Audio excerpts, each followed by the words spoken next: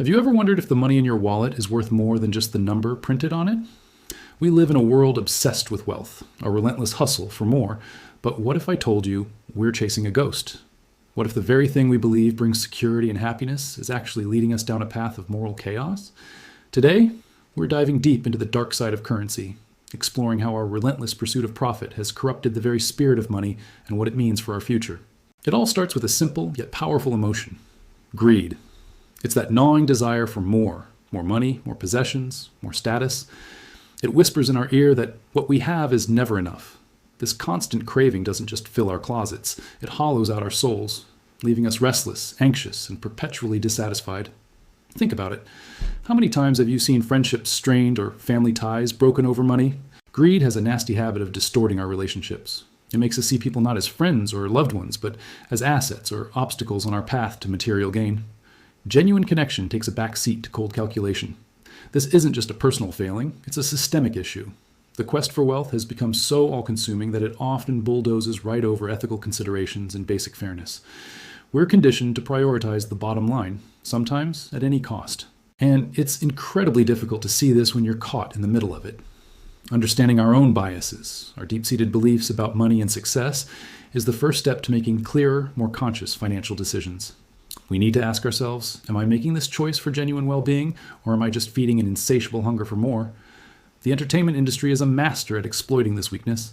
From dazzling game shows with life-changing jackpots to the seductive allure of lotteries and online gambling, we're constantly bombarded with messages that promote futile hopes. They sell us the fantasy of instant, effortless wealth, a shortcut that bypasses hard work and responsibility. It's a powerful narrative that preys on our desire for more, distracting us from the reality that true value isn't found in a winning ticket, but in the life we build and the relationships we nurture. These systems aren't just entertainment, they're designed to monetize our greed, keeping us hooked on a dream that, for the vast majority, will never come true. This moral erosion isn't just happening on a personal level, it has infected the very heart of our economic system. Modern economics, in its obsession with numbers, graphs, and GDP, has largely forgotten its moral compass. It's as if we've built a magnificent ship, complete with complex navigation systems, but have no idea where we're supposed to be sailing. Economists today have a profound responsibility that goes beyond predicting market trends. They must reintroduce moral integrity into the conversation. Our societal values, compassion, community, fairness, are being pushed aside, overshadowed by cold, hard economic interests. The health of our society is being measured in dollars, not in the well-being of its people. When we look at the big picture, we see a glaring omission. Modern economic theories often celebrate corporations and complex financial instruments, but frequently overlook the real engine of progress: the entrepreneur, the innovator, the risk-taker, the small business owner who builds something from nothing. These are the people who create real value. Yet, our economic narrative often fails to give them the spotlight, focusing instead on abstract models that neglect the human spirit of creation and enterprise. What our economic story desperately needs is a compelling moral framework, one that champions not just growth, but good growth that is ethical, inclusive, and sustainable. Unfortunately, government policies can often make things worse. Instead of correcting these moral and economic failures, they sometimes amplify them. When policies favor the wealthy and powerful at the expense of the average citizen, they deepen the divide and erode public trust. Think about the production of money itself. It's a process with immense societal impact, yet it happens with very little moral scrutiny. We debate interest rates, but do we ever debate the ethical implications of a system that can create wealth out of thin air, often benefiting a select few? In this relentless pursuit of profit, core human values like dignity and fairness are treated as secondary concerns, if they're considered at all. Every major economic crisis we've faced, from the crash of 2008 to the inequalities we see today, isn't just a technical glitch, it's a symptom of a deeper moral failure. It's the result of a system that prioritized short-term gains over long-term stability, profit over people, and greed over integrity. We can't fix these problems with more complex algorithms or clever financial products. The only way forward is a return to fundamental moral principles. This isn't about abandoning economics. It's about rebuilding it on a stronger, more ethical foundation. So how do we begin this change? It starts with us. A return to moral principles can guide our everyday choices. When we choose to buy from companies that treat their workers fairly and protect the environment, we are voting with our wallets for a better world. These sustainable consumption choices send a powerful message, pushing businesses to adopt more ethical practices. It's a ripple effect. When we, as consumers, demand more, the market has no choice but to respond. This ethical shift also transforms the way our economy functions from the inside.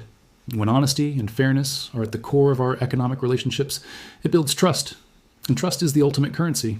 It reduces the need for costly oversight and legal battles, allowing for smoother, more efficient cooperation. Imagine an economic system where a handshake is as good as a contract because integrity is the default setting. This isn't a naive dream. It's a more efficient and resilient way of doing business. Fostering this kind of ethical commitment across the board encourages collaboration and strengthens the entire system. Of course, individual actions are just the beginning. Creating truly sustainable practices requires collective action. We need to work together to demand environmental and social responsibility from corporations and governments. This means holding them accountable for their impact on our planet and our communities. It's less about building a system where profit can't be made at the expense of our shared future. The pillars of sustainability, economic, social, and environmental, are not separate. They are interconnected, and integrating ethics across all three is the key to getting stakeholders, from CEOs to customers to employees, to work together toward a common good. Ultimately, the path to a healthier economy and a more just society is paved with honesty, fairness, and integrity. These aren't just feel-good words. They are the fundamental bedrock of trust. Without trust, markets crumble and societies fracture. We have allowed our pursuit of wealth to become unmoored from our values, and we are now facing the consequences. But it's not too late. By rediscovering the true meaning of value, beyond the dollar, and by demanding more from ourselves, our leaders, and our economic systems, we can begin to heal the moral crisis of money. We can build an economy that serves humanity, not the other way around.